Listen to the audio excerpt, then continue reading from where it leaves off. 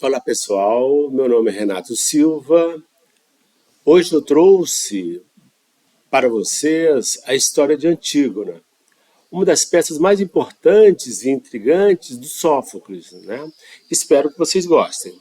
O nosso percurso será o seguinte: farei primeiramente um resumo da peça de Antígona, né?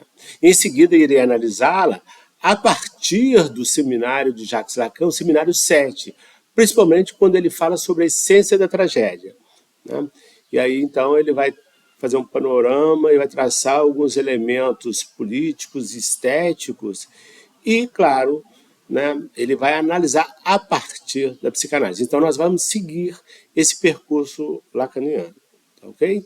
Além disso, né, no final eu farei um breve comentário sobre algumas tragédias contemporâneas, tá bom?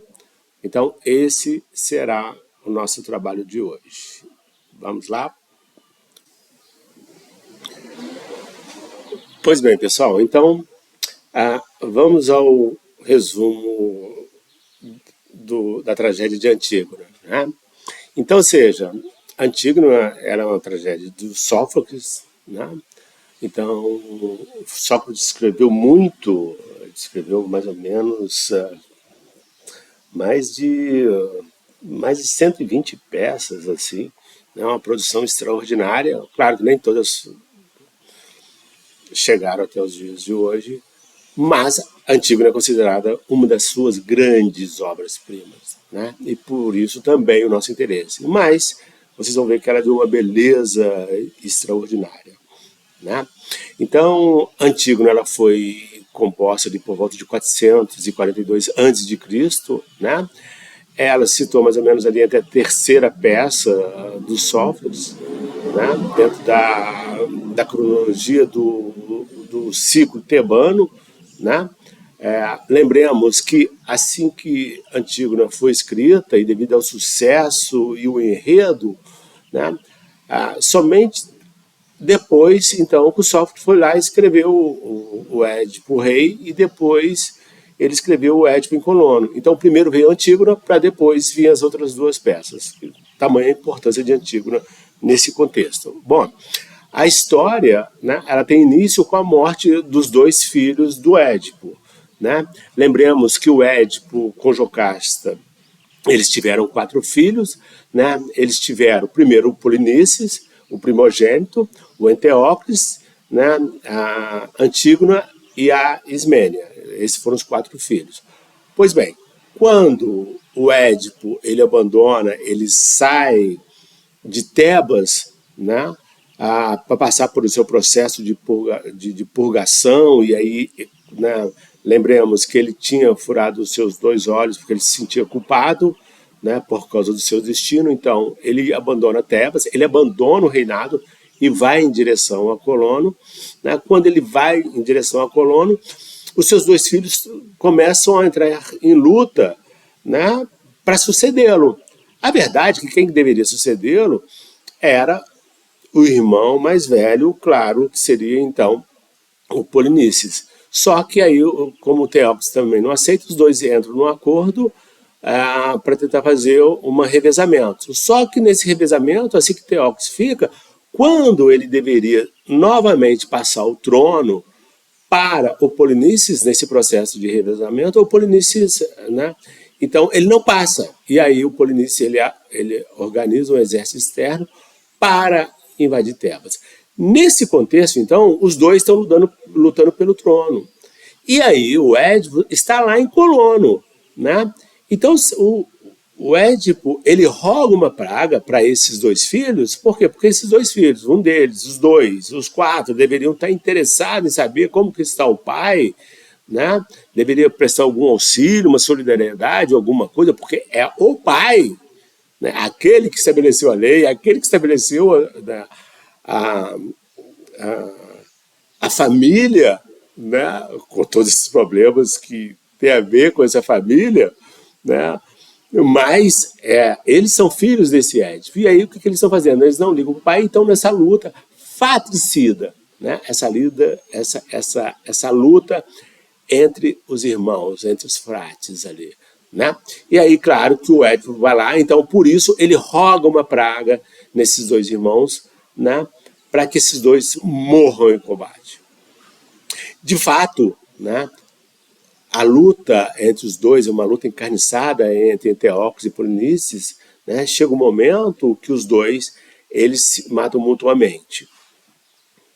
Só que como era o Teóclise que estava defendendo o trono, o Teóclise que estava no rei, ele que era o rei naquele momento, né? E o Polinices ele era considerado o invasor, né? Ele estava vindo de fora. Quando os dois morrem, né? O rei que vai suceder ao trono, que é o Creonte, que é o irmão de Jocasta, né? Ele proíbe, né? Ele mais do que proibir, né? Ele faz o seguinte: ele estabelece que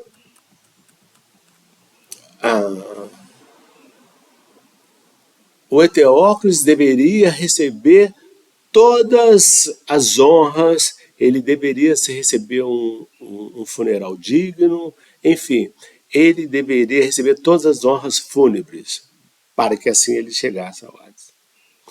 Pois bem, só que a Ismênia, que também como filha, né, ela percebeu uma injustiça nessa decisão. Por que São Anteóclise deveria receber só as honras, né? Somente ele que deveria receber os rituais funerários, né? Mais do que isso, há um problema maior ainda, porque a partir do momento em que o Creonte estabelece, ele salta uma lei, um edito, né? Organizando toda a cerimônia ritual para o Teóclise, ele proíbe qualquer culto, qualquer forma, né, de cerimonial para o Polinices. O Polinices, ele, segundo o edito de Creonte, o Polinices deveria ser deixado, né, na terra para que os cães, para que as aves de rapina, né, o devorassem. Então, qual que seria a sua pena? Que Polinices deveriam ser deixado, né, ao ar livre a terra para que o seu corpo fosse consumido pelos abutres, pelas aves de rapina, pelos cães, porque ele cometeu o crime, né, de lutar contra Tebas. Ora, a Antígona ela não vai concordar com essa lei, né? Ao saber desse dito, o que ela faz? Ela não pensa duas vezes, ela não vacila. O que ela faz? Ela vai de encontro ao irmão, ela vai de encontro, né, à sua morte. Por que ela vai de encontro à sua morte? Porque estava determinado.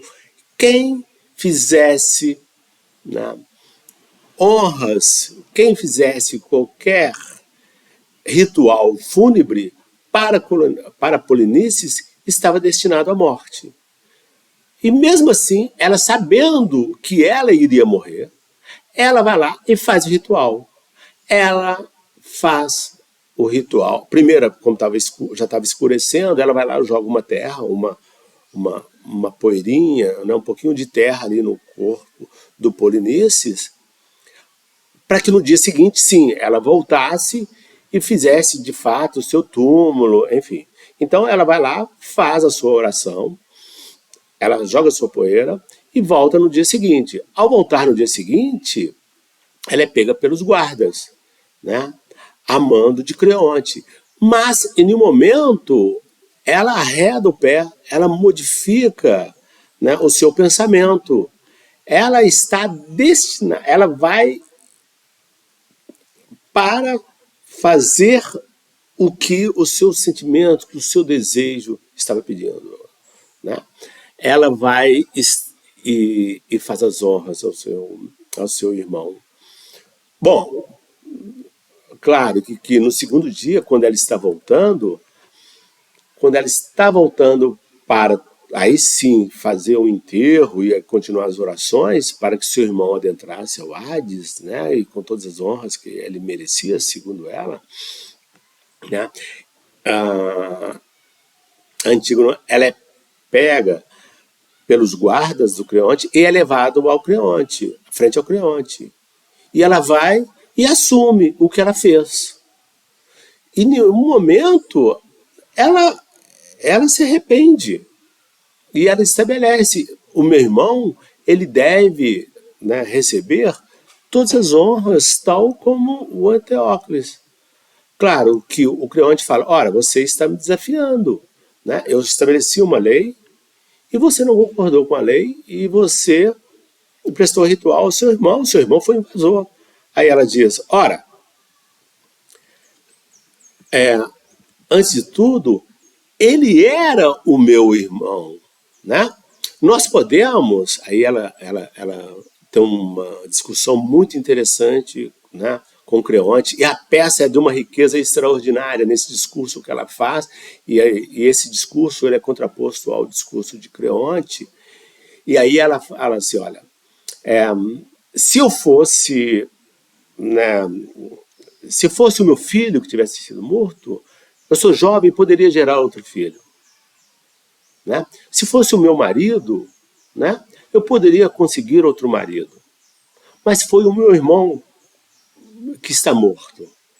O meu irmão, ele é filho, né, de Jocasta e de Édipo. Os dois já estão mortos. Então eu não vou poder ter outro irmão. Neste momento, o Creonte fala: ora, ao infringir o meu dito, a minha lei, né, você está me questionando. E isso não é um bom exemplo para o povo.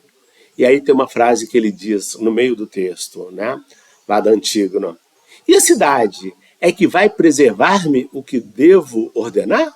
Ou seja, é a cidade que vai dizer o que eu devo ordenar? Não, sou eu que devo ordenar a cidade, sou eu que devo estabelecer como a cidade deve governar. E aí ainda lá numa outra linha, né, na linha 738, né, do texto de Antígona, ele diz o seguinte: acaso não se deve entender que o Estado é de quem manda? Olha essa frase dele.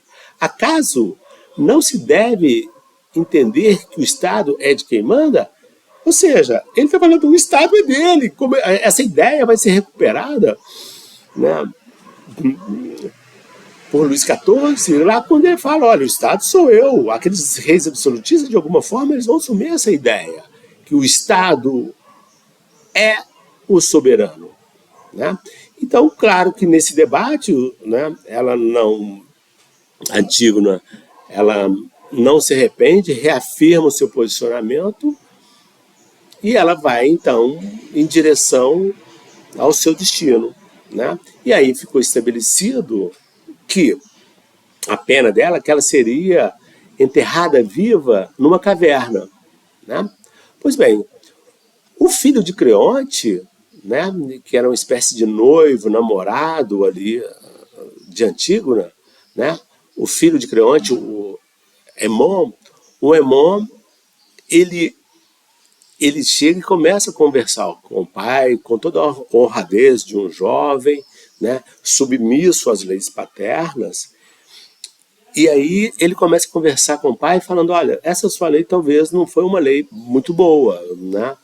O povo, inclusive, de Tebas, parece-me que o povo está aderindo a essas ideias de Antígona. E, de fato, né, na peça é muito interessante que o coro tem algumas falas no sentido de que o coro reafirma que o povo concorda com Antígona. Então, ele usa esse argumento para tentar demover a ideia do Creonte.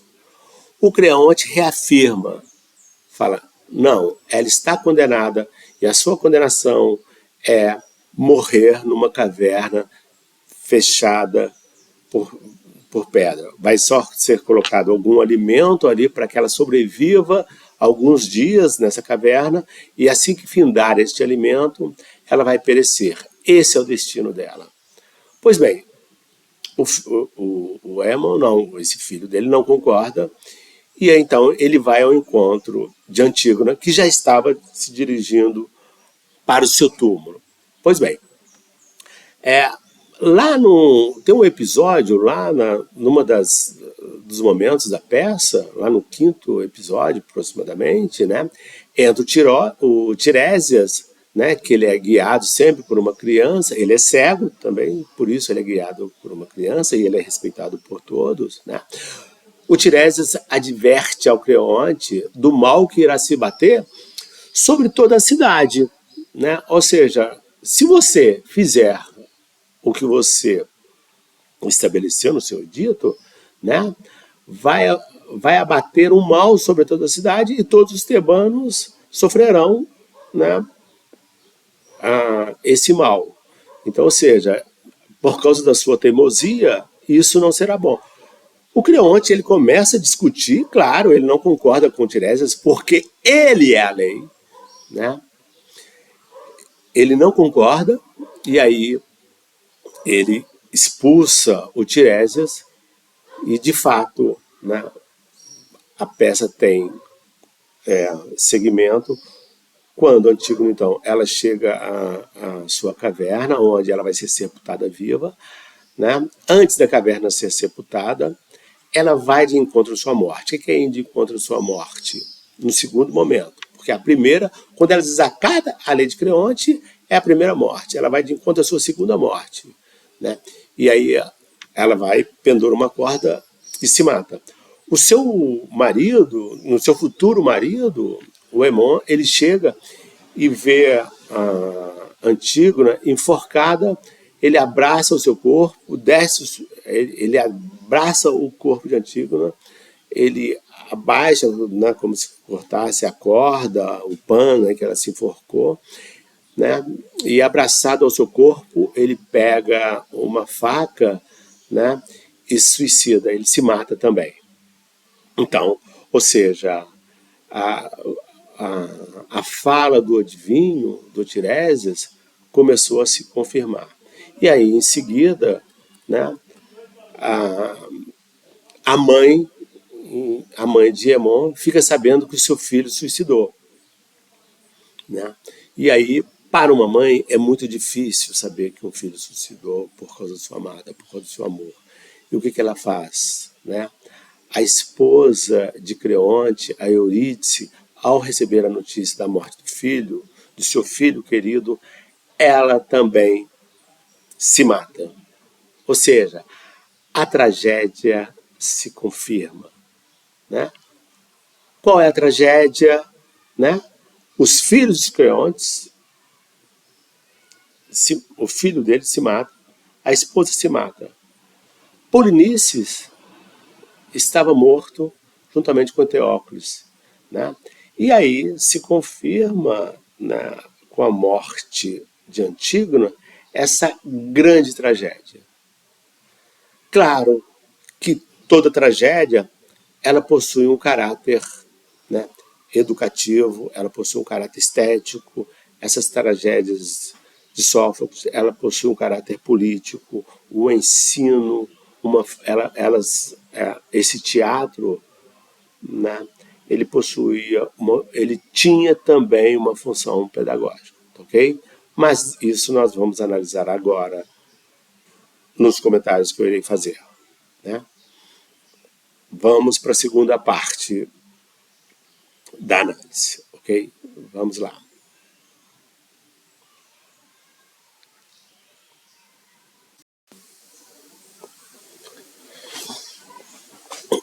Bom, gente, vamos partir para a análise e lembrando que os fundamentos dessa análise estão no seminário 7 de Jacques Lacan. Tá bom? Bom, o aspecto a ser considerado, né, é que Antígona é uma tragédia, né?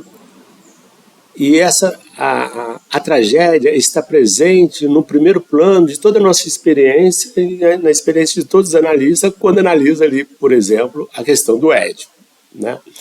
Então, é por isso que, embora o Édipo Rei foi escrito depois, né, o Freud utilizou o elemento edipiano para entender as sociedades contemporâneas. Então, a questão da tragédia está presente já no plano da experiência da maioria dos analistas, né?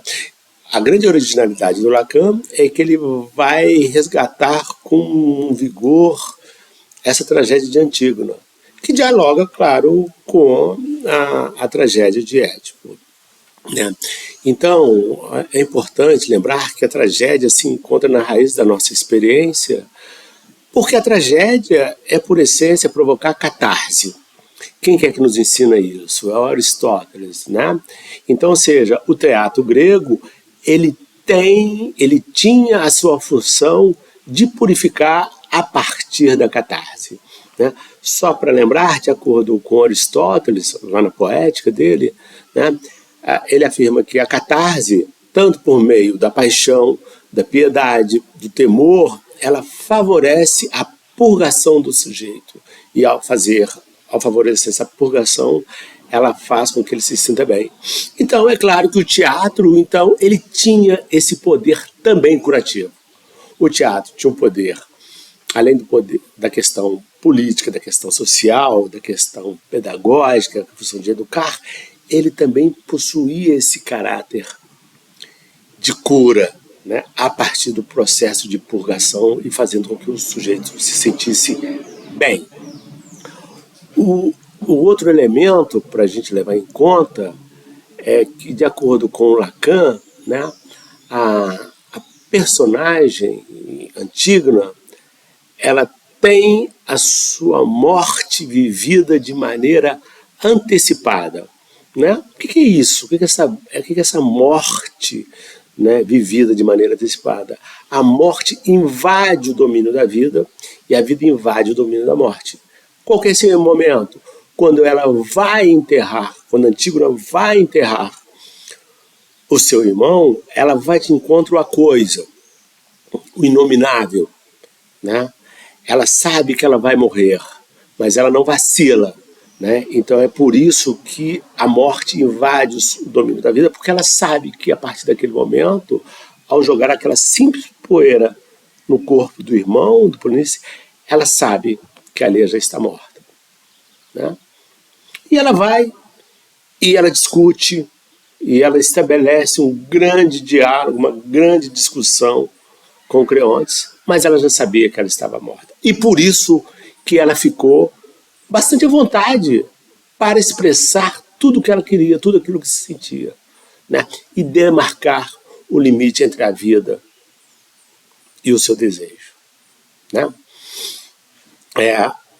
Quero também chamar a atenção que alguns autores, entre eles está o Goethe, por exemplo, mas me parece o Hegel também passa um pouco nessa leitura, ao fazer um debate, né, entre Antígona e Creonte, um debate entre o direito natural, né, entre aquele direito ligado à ancestralidade, ligado ao justnaturalismo, né, e o direito positivo. Então, ou seja, né, o Lacan discorda que não é uma discussão entre o direito natural e o direito positivo, aquele assentado na letra, aquele assentado na Constituição. Direito positivo, aquele escrito, assentado na lei, na Constituição, né?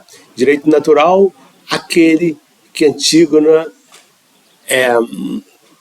buscava se expressar a partir da lei divina, a partir dos ensinamentos, das regras, da sua ancestralidade. Então, há em choque esses dois. O pessoal do direito gosta muito dessa peça para fazer essa discussão, né? Quem que está certo? Antígona, a partir desse direito natural, ou Creonte, que segue o direito positivo, né? Então, ou seja, há um debate enorme e tal. O Lacan foge dessa discussão. Ele fala, a questão não está aí. Para a psicanálise, existe uma outra questão que nós vamos atrás, né? E aí ele chama a atenção que Antígona não é uma santa, ela possui algo mais, né? Antígona, o Lacan faz uma citação bem interessante. Ele fala assim, na fala da Antígona, parece que ela como se ela fizesse aquele discurso de Cristo quando, né, numa espécie de meu pai, por que me abandonastes? Né? Ela parece fazer esse discurso, mas ela se corrige. Né? Não é essa a questão. Pai, por que me abandonastes? Não é essa a questão. Qual que é a questão? Ela está desafiando a lei dos homens em nome de uma lei superior, uma lei divina, né, para ela. E ela reafirma, né, se eu tivesse perdido meu marido, né, eu teria arrumado outro marido. Assim como se eu tivesse perdido um filho, né, eu poderia ter tido um outro filho. Lembrando que ele é bem jovem, poderia ter outros filhos. Mas aqui se trata do irmão, nascido de Jocasta e nascido de Édipo. Né? São os dois irmãos. Então, há algo mais do que uma simples questão de uma revolta em relação aos homens e em relação aos deuses. Né? E aí ela diz o seguinte, né? Olha, assim como meu pai e minha mãe estão agora no Hades, né? Eu quero que o meu irmão chegue também. Ele merece chegar ao Hades. Né? Ainda, de acordo com Lacan, né? À primeira vista, né, os dois personagens, tanto o Creonte quanto a Antígona, não parecem nenhum outro, né? Parece que eles, tanto um como o outro, parecem não conhecer nem o temor nem a piedade aristotélica, né? Ou seja, essas categorias parece que os dois não se defrontam com ela. O Lacan chama atenção, né? Ele diz, ora, é certo que pelo menos um dos protagonistas, né, não conhece nem o temor nem a piedade que vai até o fim. No primeiro momento, de fato, o Creonte, ele tem esse temor e essa piedade, só que ele vai até um determinado momento. Antígona vai até o fim. Né? Por isso que entre Creonte e Antígona, ela é a heroína, porque ela vai até o fim. O Creonte não. O Creonte, ele deixa se abater pela piedade e ele se arrepende. Se arrepende tarde, claro, se arrepende tarde. Né? E por isso é a causa da sua perda, como Lacan coloca. Aí está a causa da sua perda, a perda de Creonte. Ele se arrepende. Antígona vai até o fim. Por isso que, para Lacan, ela assume um protagonismo heróico muito superior ao do próprio Creonte. Né? Antígona vive um amor que se origina ali naquele belo platônico. Por isso o amor se assimila ao transe. Quando Platão está discutindo a questão do belo, né, que para se aproximar desse belo, o amor provoca um transe. A Antígona, ela se aproxima desse transe. Né? Isso fica muito claro na peça, com o vigor, a maneira como ela enfrenta os homens, como ela enfrenta o Creonte, né? Como ela enfrenta a irmã. Né? Isso faz com que ela se torne muito original. Né? Ao mesmo tempo, Antígona, ela é tão brava quanto o pai. Né? Ela é brava e inflexível quanto o pai é Édipo. Né? E por isso, nessa inflexibilidade, ela dará continuidade à desgraça da família. Ela sabe disso, ela não se arrepende, ela cumpre o seu destino. Né? Esse desejo de Antígona, né, que diz estar morta, né, esse desejo de Antígona que vai de encontro à coisa, que vai de encontro ao irmão, sabendo que vai morrer, né, ela passa para aquele processo que o Lacan vai chamar de encontro com a morte. Ou seja, ela está passando pelo processo que nos faz pensar da pulsão de morte que visa o inanimado. Né? O irmão está morto, já é um ser inanimado. Né? Mas há uma pulsão de morte que faz com que ela cumpra o seu desejo. Isso é pulsão de morte. Né? É por isso, então, que Antígona se situa entre as suas duas mortes. Né? Ela vai enterrar o seu irmão, sabe que, a partir daquele momento, ela já está morta. Né? E a segunda morte, que de fato, quando ela se enforca, né, naquela caverna na qual estava condenada, ela não se arrepende, né? Ela vai nesse processo limite da vida e da morte. Por isso, a beleza e o estranhamento de alguns contemporâneos, né? Ela vai a esse limite entre a vida e a morte. Né? E é por isso que ela se aproxima daquele real. Qual que é esse real? Né? Essa zona limite em que só é abordável, né, a partir do momento em que ela já perdeu a vida e se adentra na morte. Ao se adentrar na morte, ainda viva, ali ela tem experiência desse real. Ali ela está vivendo o real. Qual que é esse real?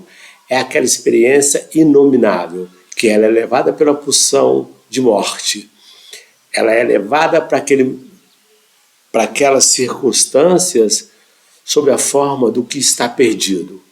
Ali ela tem uma experiência do real. Né? Então, é por isso que Antígona se coloca além do limite estabelecido. Isso é o real. Né? Um outro aspecto para a gente lembrar é que, assim como a mãe, a Jocasta, foi uma mãe criminosa, porque ela se matou pelo desejo, Jocasta se matou também pelo desejo. Assim como o pai criminoso, o pai Édipo, também ele se mutilou por causa do seu desejo incestuoso, Antígona também morre pelo seu desejo e o crime pelo irmão. Né? E aí, para a gente terminar, há duas Antígonas contemporâneas, né? Não tem como não lembrar. Né? No livro do Marcelo Rubens Paiva, né, que ainda no livro Ainda Estou Aqui, que depois foi adaptado para o cinema, né? O que o livro fala? Né? O que o livro nos traz? E o filme retrata isso muito bem. Ele demarca essa luta da mãe dele, a mãe do Marcelo, né? A mãe de Eunice Paiva, de encontrar e enterrar o corpo de seu marido, do deputado Rubens Paiva. Né? Por que ela quer encontrar e enterrar? Para que assim o luto possa ser vivenciado. O luto só passa a ser iniciado quando se tem um corpo. E por isso que ela passa a sua vida lutando para encontrar o corpo de seu marido. Né? É uma Antígona contemporânea. Outra Antígona contemporânea, que é a Zuzu Angel. A Zuzu Angel lutou até a morte para encontrar o corpo do seu filho, né, do Stuart Andrew Jones. Né? O Stuart ele foi torturado e morto pela ditadura. Sumiu-se o corpo dele. Né? Qual foi o objetivo de Zuzu Angel? Né? Encontrar o corpo do filho, enterrá-lo, fazer a sua cerimônia fúnebre, fazer as suas orações, para que, assim, o luto possa começar a ser experienciado. Então, nós falamos de uma ficção, de uma Antígona, mas que temos várias Antígonas lutando para reverenciar os seus filhos, os seus maridos, né? Para estabelecer a verdade. E esse é o aspecto importante. Né? Essas mortes, né? Assim como da Antígona, assim como a luta de Eunice Paiva, assim como a luta de Zuzu Angel, é uma luta pela verdade. E nessa luta pela verdade, né, elas não fraquejam frente à letra, frente ao laudo escrito pelo governo de plantão. Um abraço, até mais.